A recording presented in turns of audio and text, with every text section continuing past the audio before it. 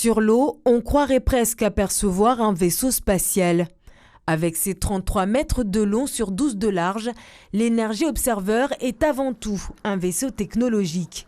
Ici, l'énergie solaire captée grâce à l'installation de panneaux photovoltaïques, l'éolien et l'hydrolien sont expérimentés, testés pour faire des énergies propres, une réalité accessible à tous. On peut se dire c'est transposable à une maison, à un immeuble, à un village, une ville, typiquement une île. Donc, puisque une île, je veux dire, si elle est obligée de faire venir des quantités astronomiques d'énergie fossile, donc que ce soit du gasoil, de l'essence, du fioul lourd, pour pouvoir produire son électricité, produire son énergie, nous on pense qu'avec ce modèle énergétique, en fait, donc on va produire soi-même son énergie, donc on va être autonome.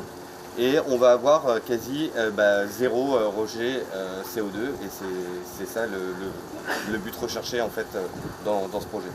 Un projet innovant dans lequel les voiles du bateau ont laissé place à des ailes pour encore plus d'autonomie. Ces ailes, elles nous permettent d'économiser énormément d'énergie, et ensuite de produire indirectement de l'électricité. Parce que nos moteurs de propulsion, c'est des moteurs qui sont électriques. On peut s'en servir en moteur, mais aussi en générateur. C'est-à-dire, quand le bateau a suffisamment de vitesse, les hélices de propulsion vont être entraînées. Et là, on va pouvoir produire de l'électricité avec nos moteurs de propulsion.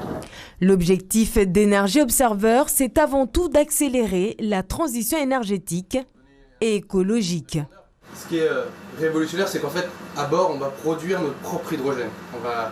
On va être autonome parce qu'à partir de l'eau de mer et de l'électricité qu'on convertit depuis les rayons du soleil, on va créer notre propre carburant, qui est l'hydrogène. Et donc cette